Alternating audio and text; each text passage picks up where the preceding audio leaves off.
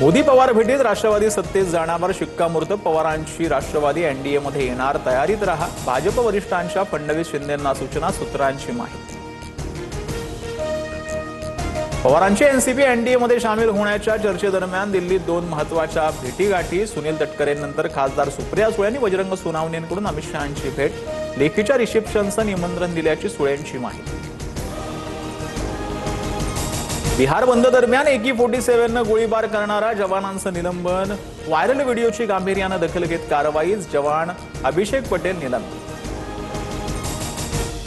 बिहारमधील आंदोलक विद्यार्थ्यांवरील गुन्हे मागे घेतले जाणार, अटकेतील सर्व आंदोलक विद्यार्थ्यांना लवकरच सोडण्यात येणार, बिहार सरकारचा निर्णय।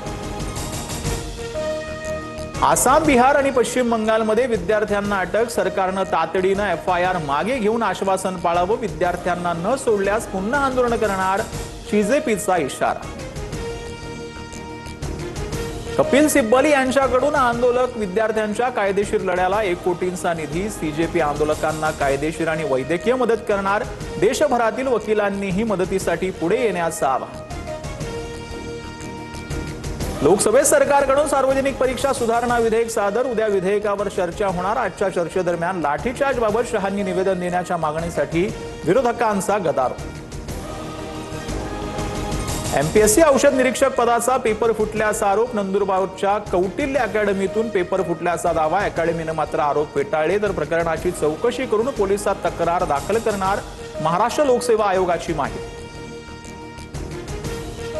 E20 इंधनावरून मुंबई हायकोर्टाचा नितीन गडकरींना मोठा दिलासा, बदनामीकारक मजकूर आणि आक्षेपार्ह पोस्ट पसरवणाऱ्यांविरोधात अब्रू नुकसानीची नोटीस पाठवण्याची परवानगी, Meta, Google, deepfake, AI content पसरवणाऱ्यांविरोधात कारवाई होणार।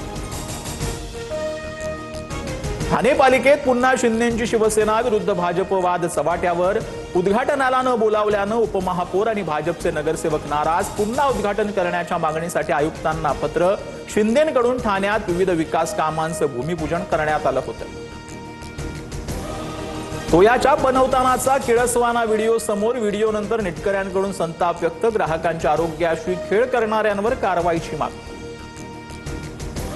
6 महिन्यात जळगावातील 29 तरुणांनी जीवन संपवलं, पोलीस विभागाने केलेल्या सर्वेक्षणातील आकडेवारी समोर, जिल्ह्यात एकूण 443 जणांनी वेगवेगळ्या कारणांनी टोकाचं पाऊल उचलल्याची माहिती।